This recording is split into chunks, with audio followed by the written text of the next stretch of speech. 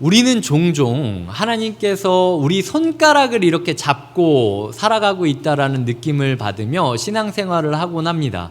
하나님이 우리를 꽉 잡고 가는 게 아니라 마치 손가락과 손가락을 이렇게 매듭짓는 것 같은, 그래서 내가 뭔가 힘이 빠지면 확 빠져버릴 것 같고, 그리고 내가 뭔가 땀이 조금 흐르면 확 빠질 것 같고, 주일날 예배 드릴 때는 뭔가 이렇게 걸린 것 같은 느낌은 드는데 이걸로 괜찮을까 생각이 들고, 역시나 이제 한 주 동안 살아가다 보면 이게 휙휙 빠져버리는 경험. 그래서 마치 놀이공원에서 어머니를 잃어버린 아이가 울듯이 하나님 나를 버리신 거냐고, 나를 살려달라고 이야기를 하면서 한 주 동안 보내다가 갑자기 또 어느 순간 하나님이 나타나서 새끼손가락을 거는 것 같다라는 느낌을 받으며 신앙생활을 하시는 분이 있을 것 같습니다. 저 또한 그런 신앙생활을 한 게 꽤 오랫동안 지속되었어요. 인생을 살아가면서 천국 문턱 앞에서 마치 내가 버림받을 것 같다라는 불안감이 항상 있는 겁니다. 이 존 버년이라는 사람이 쓴 철로역정이라는 책에 보면은 천국 문까지 갔는데 천국 입구에서 증거를 달라, 이 문을 들어갈 수 있는. 근데 말씀을 꺼내야 되는데 말씀을 못 꺼내는 겁니다. 그래서 당신은 미안하지만 들어올 수 없다라고 이야기를 하고 문 밖에서 슬피 울면서 일을 가는 사람들이 있습니다. 마치 제가 그렇게 될 것 같은 느낌? 이 곁에 있는 교회라는 흐름을 타고 가는데 끝까지 갈 수는 있을 것 같은데, 과연 내 믿음이, 내 영적인 상태가 그 절대적인 평안의 길을 넘어설 수 있을까라는 고민이 드는 거죠. 그런데 우리가 기억해야 될 것은 하나님께서 아벨을 받아주셨다라는 겁니다. 아벨은 평생에 있어서 단 한 번도 사랑의 안정감을 느끼면서 살아갔던 사람이 아니에요. 그는 이 세상 모두가 자기를 싫어한다라는 절대적인 불안감 가운데 살고 있었던 사람입니다.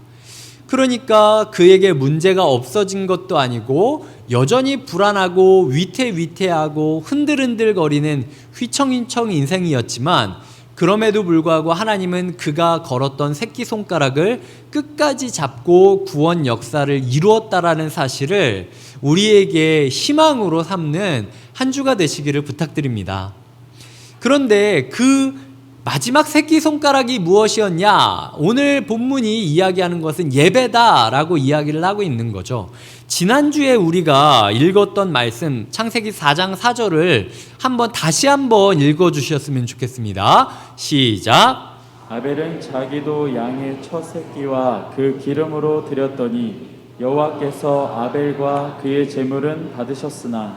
네, 지난주에 다뤘듯이 아벨이 가인의 아우라는 호칭이 아니라 아벨 그 자신으로 등장했던 유일한 본문이 바로 이 구절입니다. 그러니까 아벨이 최초로 인간다움을 회복했던 자리, 아벨이 최초로 자신의 정체성을 회복했던 자리가 바로 이 예배라는 것이죠. 이 예배에 나올 때 우리는 우리도 모르게 우리 자신의 나다움 그리고 나의 정체성을 회복시킬 수 있다라는 것입니다. 그는 저항을 한 것이고 반역을 한 것이었어요. 그에게 예배는 어쩌면 무기와도 같은, 세상을 향한 무기와도 같은 모습이었다라는 것이죠. 히브리서 10장 38절과 39절을 읽어주셨으면 좋겠습니다. 시작. 나의 의는 믿음으로 말미암아 살리라. 로 물러가면 내 마음이 그를 기뻐하지 아니하리라 하셨느니라. 우리는 뒤로 물러가 멸망할 자가 아니요 오직 영혼을 구원함에 이르는 믿음을 가진 자니라. 네, 믿음이 있다면 뒤로 물러서지 않습니다. 아벨은 뚜벅뚜벅 걸어갔어요. 근데 어디로 걸어갔죠? 예배의 자리로 걸어갔다라는 거예요. 그리고 예배의 자리로 나아가서 자기의 목숨과도 같았던 양의 첫 새끼를 죽임으로써 하나님, 인생에는 답이 없어요. 그 누구도 나를 구제해 줄 수 없어요. 주님이 아니면 안 돼요. 그러니까 내 모든 걸 드리니 제발 나를 살려주세요라고 솔직히 하나님께 나아가는 예배가 아벨의 예배였고, 그리고 오늘 본문에서 다룰 건데 아벨이 죽는 그 순간까지도 끝까지 하나님의 선하심을 포기하지 않으면서 하나님께 비명으로 부르짖었던 그 아벨의 예배, 그 아벨의 예배가 죽는 순간까지 예배의 자리로 전진했던 아벨의 믿음이다라고 이야기를 하고 있는 것입니다. 제가 싸구려 위로를 드리려고 하는 게 아니에요. 그러니까 예배를 드리면 인생이 해결될 겁니다 라고 이야기를 드리는 게 아닙니다. 사실 말하자면 어떤 상황이라 할지라도 예배를 향한 길은 열려 있다라는 걸 이야기 드리고 싶은 거예요. 그러니까 인생 가운데 우리가 아무리 우리를 짓누르고 있는 문제가 있다 할지라도 성경은 우리에게 아벨을 보여줌으로써 그런 상황이라 할지라도 너는 예배는 드릴 수 있어 라고 예배를 약속하는 게 하나님의 아버지의 말씀이라는 것이죠. 이 부분에 대해서 조금 더 살펴보도록 하겠습니다. 자, 창세기 4장 10절을 제가 읽겠습니다. 이르시되 내가 무엇을 하였느냐? 내 아우의 핏소리가 땅에서부터 내게 호소하느니라. 이 호소하다라는 단어는 이 부르짖는다는 단어예요. 이 부르짖는 단어가 이 짜크라는 단어인데 이 이름부터 딱 발음할 때부터 뭔가 째지는 소리가 나잖아요. 그러니까 사람이 죽을 때 비명 지르는 깍 소리, 그 끄 소리를 표현할 때 짜크라고 표현을 하고 있는 겁니다. 자, 그게 아벨이 낸 유일한 소리였다라는 거죠. 하나님께서는 우리에게 고상한 예배를 원하지 않는다라는 겁니다.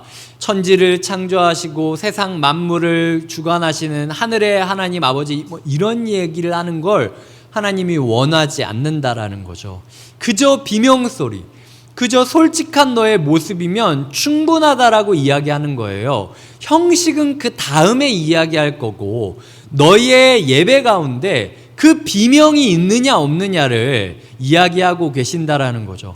마음에 불안함이 있는데, 마음에 고통이 있는데 여전히 하나님 앞에 솔직하게 이야기하지 않고 그냥 나는 순장이니까, 나는 교회 오래 다녔으니까 내가 여기서 없는 척을 하면 순원들이 날 뭐라고 하겠어? 내가 우리 교회에 그래도 한두 해 있던 것도 아닌데 이 사람들이 내가 이렇게 막 아무것도 아닌 걸 기도 가운데 소리 지르면서 이야기를 하면 혹시라도 누가 이걸 들으면 어떡해?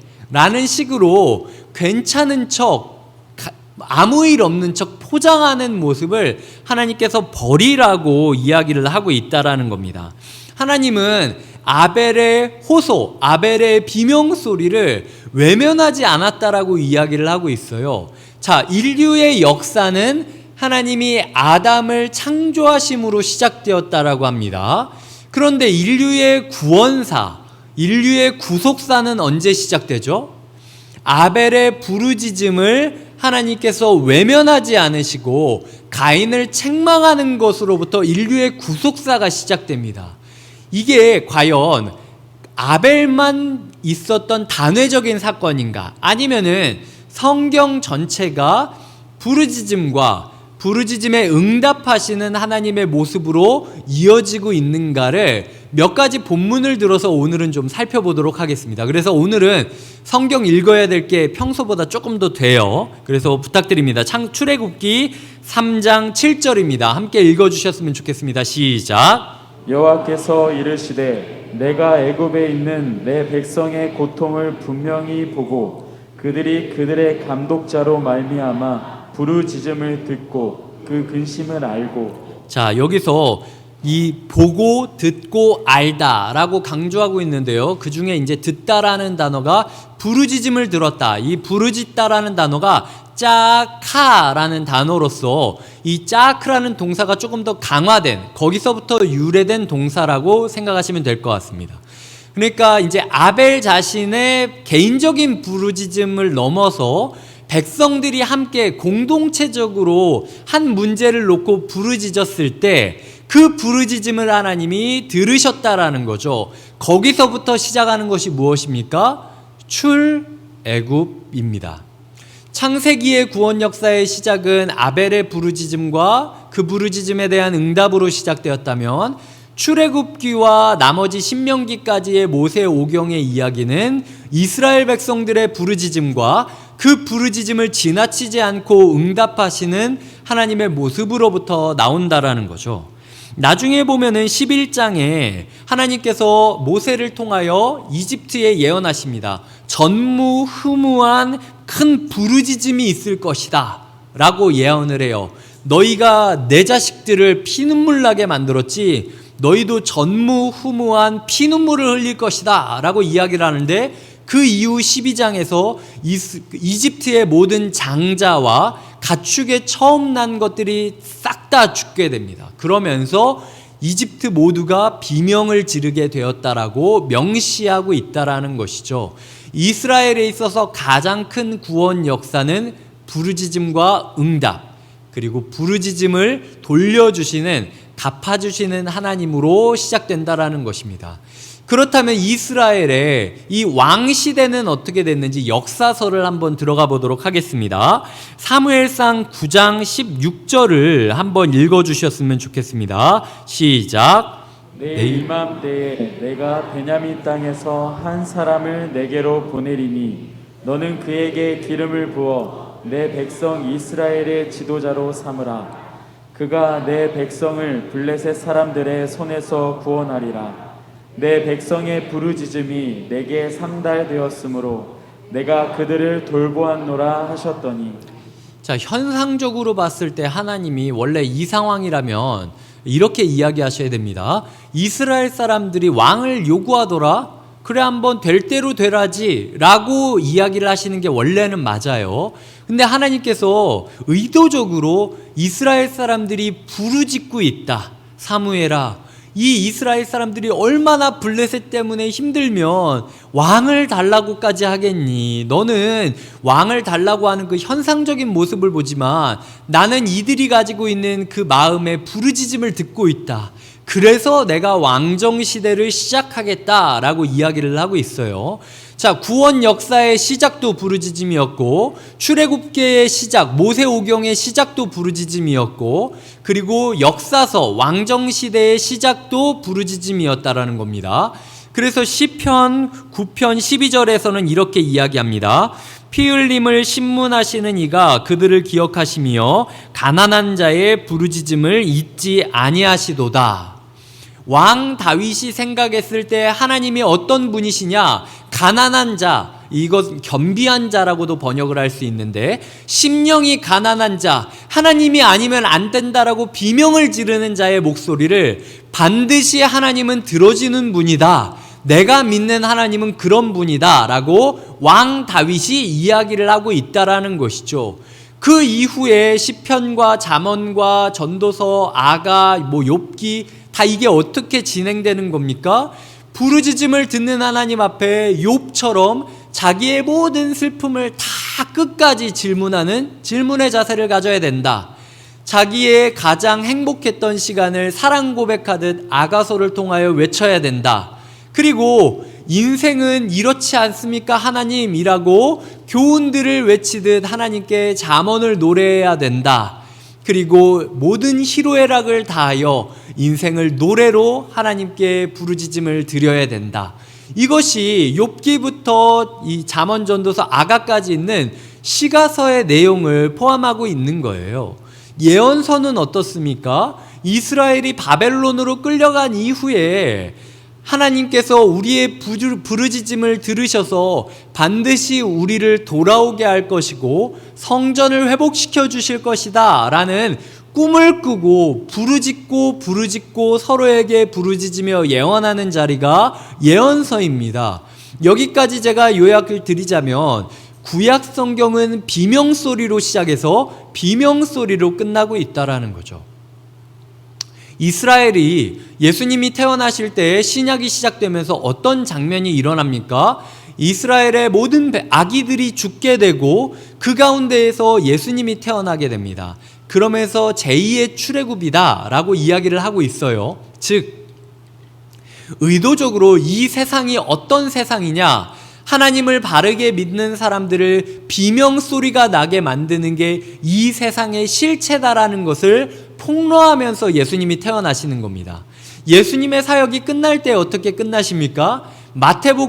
마태복음은 예수님이 십자가에 달려 죽기 직전에 큰 소리로 비명을 지르시고 세상을 떠나셨다라고 이야기를 하고 있습니다. 예수님의 사역의 시작도 비명이었고 예수님의 사역의 끝도 비명이었어요. 주님께서 비명을 지르시자 갑자기 성전 휘장이 좌우로 이렇게 위아래로 찢겨집니다. 비명 소리에 하나님께서 응답하심으로써 이전까지 불가능했다라고 여기는 신적인 역사가 시작된다라는 거죠. 즉 비명 소리를 지르는 예배자와 비명을 듣는 하나님이 마주했을 때 항상 이스라엘은 역사의 전환점을 맞이했다라는 것입니다. 자, 그렇다면 초대교회는 어떻습니까? 사도행전 7장 59절과 60절을 읽어주셨으면 좋겠어요. 스데반의 모습 중 하나입니다. 시작. 그들이 돌로 스데반을 치니 스데반이 부르짖어 이르되 주 예수여 내 영혼을 받으시옵소서 하고 무릎을 꿇고 크게 불러 이르되 주여 이 죄를 그들에게 돌리지 마옵소서 이 말을 하고 자니라. 아멘. 초대교회는 낭만적이지 않았습니다. 초대교회 가운데 기적은 한 번이었고 너무 놀라워서 성경에 쓸 정도의 일이었지만 박해는 일상적이었어요. 그 가운데 스데반이 지금 돌에 맞아 죽게 되고 있습니다. 돌에 맞아 죽으면서 비명을 지르는 이 순간이 아이러니하게도 신약 성경 안에 있었던 모든 사람 중에 가장 예수님을 닮은 사람이 돼버리는 거예요. 그 비명을 지르는 그 순간에 어떻게 비명을 지릅니까? 돌에 맞아서 정신을 잃고 혼수 상태로 넘어가는 그 순간에도 주님 나를 붙잡아 주세요. 주님 그리고 이 사람들 죄 없습니다. 잘 모르고 하는 행동이에요. 라고 그가 하고 있는 비명 가운데 하나님께서 예수님을 가장 닮은 모습으로 작은 예수로 세워주실 뿐만 아니라 그 현장에 어떤 역사의 전환점이 생깁니까? 아무도 알지 못했는데 그 자리를 주동하고 있었던 사울이라는 젊은 청년, 스데반의 비명소리를 듣고 응답하셔서 그 젊은 청년 앞에 나오셨던 하나님 때문에 네가 어찌하여 나를 박해하느냐 라는 그 질문 하나 때문에 사울이 바울이 되어서 초대교회의 전환점을 맞이하게 되는 것, 그게 바로 구속 역사의 시작이라는 것입니다.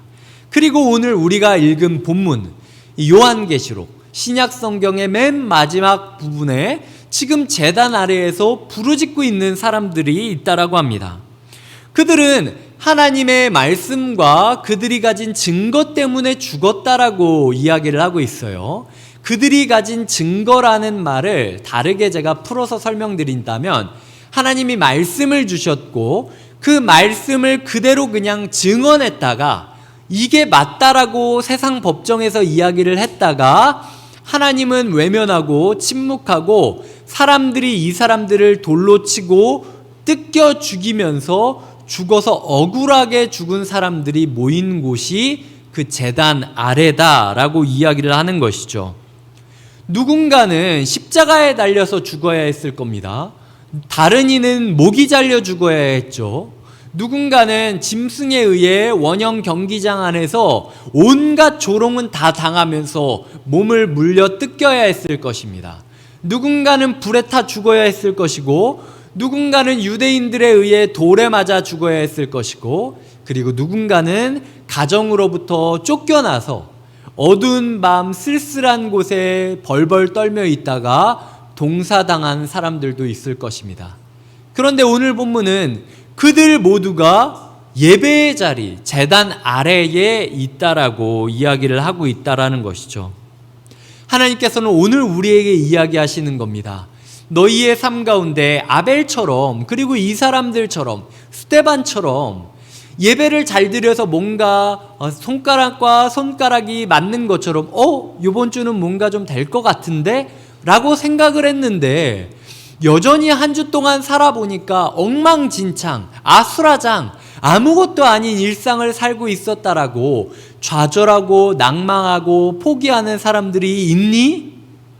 그렇다면 기억해라. 네가 사람들에 의해 물려 뜯겼던 바로 그 자리, 등에서 누가 칼을 꼽는 것 같았던 배신의 그 자리, 마음이 갈기갈기 산산조각 났던 그 자리가 바로 예배의 자리다. 그 자리가 바로 제단 아래야.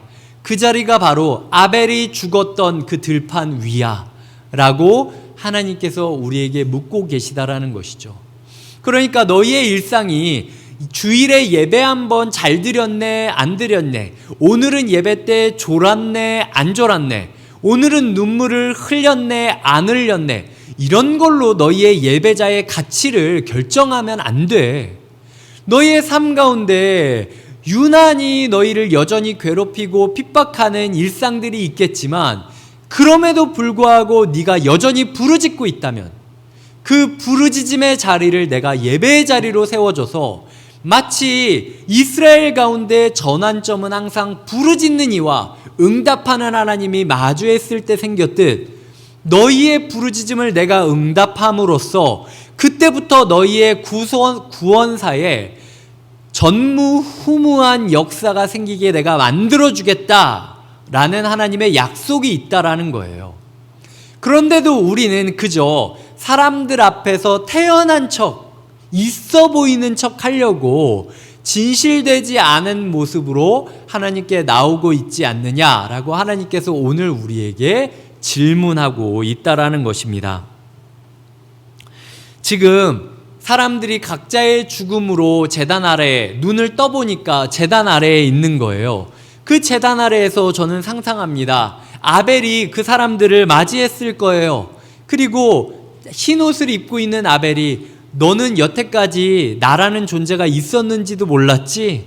그리고 그냥 너무나도 간단하게 그냥 예배 드렸다가 누가 죽었다더라 라는 식으로 끝냈지? 근데 내가 지금까지 이 흰 옷을 입고 너를 기다리고 있었어. 이제 너의 고통을 내가 모르는 게 아니야. 네가 겪었을 그 당혹스러움과 그 절망감과 도대체 왜 이런 거지? 라는 회의감을 나도 겪고 있었어. 하지만 그럼에도 하나님이 나를 예배자로 인정해 주시고 이 자리에 기다리게 해주셨으니 우리의 수가 다 채워질 때까지 우리가 함께 예배를 드리며 주님을 기다리자라고 이야기하는 아벨의 모습, 그리고 그들을 얼싸안고 옷을 갈아입혀주는 아벨의 모습을 상상하곤 합니다. 이스라엘의 성막은 광야를 지날 때에 제사장들이 다 성막에 부품 하나씩을 가지고 있었어요. 그래서 기둥 한 조각, 아니면은 뭐 발판 하나, 뭐 요런 식으로, 뭐 이게 다 금이고 키로수가 상당했습니다. 그래서 그거 하나하나 조각조각을 레위인들이 다 조금씩 들고 있었던 거예요. 그러다가 구름이 멈추는 순간 되면 멈췄다, 하나 둘 셋 하면은 레위인들이 각자의 자리에서 다 모아서 자기가 들고 있었던 조각 하나씩을 다 꺼내가지고 성막을 뚝딱뚝딱 만든 겁니다. 그 레위인 중에 한 명이라도 자기가 가지고 있었던 짐을 너무 무겁다고 광야 가운데 떨궜다면, 그럼 다시 가서 그 사람이 그걸 주워올기 전까지는 결코 예배의 장막이 열리지 않았다라는 거죠. 예수님께서는 십자가에 못 박혀 죽고 승천하시기 전에 마태복음 28장 19절 20절에서 너희는 모든 족속을 제자로 삼아 세례를 주고 가르쳐 지키게 하라라고 이야기를 해요. 뭘 가르쳐 지키라고 하는 걸까요? 사복음서 가운데 예수님에 대해서 가장 집중적으로 가장 많은 분량을 포함해서 쓰여지고 있는 부분이 뭡니까? 십자가예요. 그러니까 예수님께서는 지금 내가 마치 제사장들과 대제사장이 함께 힘을 모아 예배의 장막을 이루듯이 내가 지금 십자가를 지고 나의 부품을 세웠으니 너희도 각자가 십자가를 지고 나를 따르는 법을 가르쳐 지키게 해라.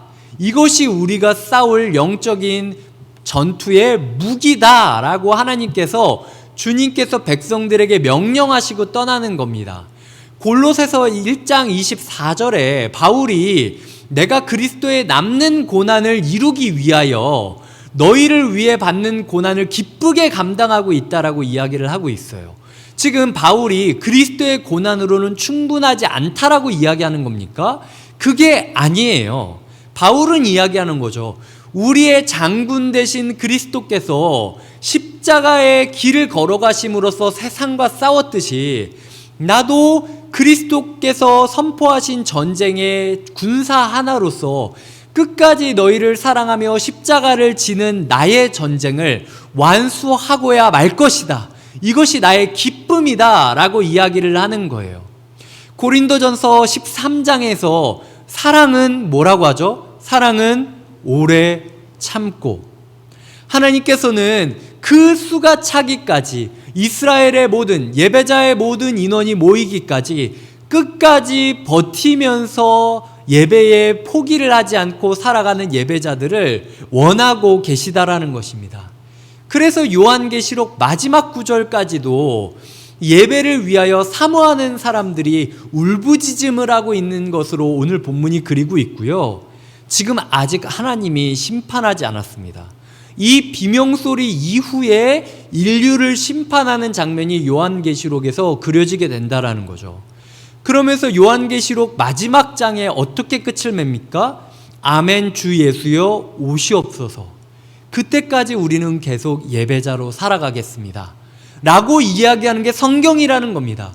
여태까지 우리는 성경을 봤을 때 그저 그냥 우연의 이야기들이 이어져 있다라고 생각을 했겠지만 사실 이 성경은 항상 비명소리와 응답과 매칭을 하면서 역사가 진행되는 것들을 보여줌으로써 오늘 네가 지르고 있는 그 비명이 의미가 있다라고 이야기하는 거예요. 그 비명으로부터 내가 새 역사를 이루어 줄 테니 제발 좀 참고 그 비명의 숫자가 모든 사람들이 비명 소리를 솔직하게 하나님께 토로하면서 진실되게 예배하는 날이 올 때까지 인내하면서 기다리자라고 원하는 게 하나님께서 우리에게 성경을 주신 성경책의 이야기라는 것입니다. 하나님께서 오늘 우리에게 두 가지를 이야기하는 거예요. 첫 번째로는 너 진실되게 비명소리를 지른 적이 언제가 있니? 주변 사람 의식 안 하고 솔직하게 예배드린 적이 몇 번이나 되니? 라고 물어보시는 거죠. 두 번째로는 비명소리를 내는 게 이상한 게 아니야. 거기서부터 역사가 시작되는 거야. 네가 비명소리를 지르면 아무도 듣지 않는다 할지라도 나는 듣겠다라는 약속이라는 거죠.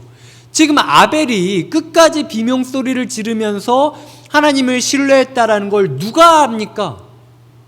히브리서 11장에서 아벨이 믿음으로 제사를 드렸고 그가 믿음의 제물로 그 자신을 바쳤던 것을 하나님이 증언한다라고 말하기 전까지는 그 누구도 아벨이 마지막까지 하나님을 신뢰하면서 비명을 질렀다는 사실을 깨닫지 못하고 있었어요.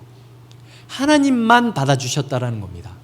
아벨은 지금 자기 형 가인이 자기를 때린 그 돌, 피가 철철 묻은 돌을 황급히 떨어뜨리고 도망가는 모습을 꿈뻑꿈뻑이면서 바라보고 있습니다. 자기가 양들을 지키기 위하여 수많은 날들을 싸웠던 그 짐승들이 자기의 오장육부를 뜯어먹으려고 천천히 다가오는 것을 느끼고 있었어요. 그럼에도 불구하고 그가 그 상황 가운데서도 끝까지 하나님, 제가 모르겠는데 그래도 하나님은 선하시니까 뭔가 좀 말이라도 해보세요 라고 비명을 질렀던 그 아벨의 예배, 그 아벨의 예배로부터 역사가 시작된다라는 것입니다. 어쩌면 우리의 삶 가운데 아무런 변화도 있지 않은 이유는 우리의 삶에 예배가 있지 않기 때문이라는 거죠. 우리의 삶에 진실함이 있지 않기 때문이라는 겁니다.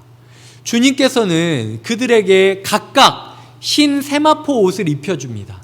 당시 구약시대의 제사장들은 위아래 세마포 두루마기와 바지를 입으면서 제사장의 직무를 감당했어요.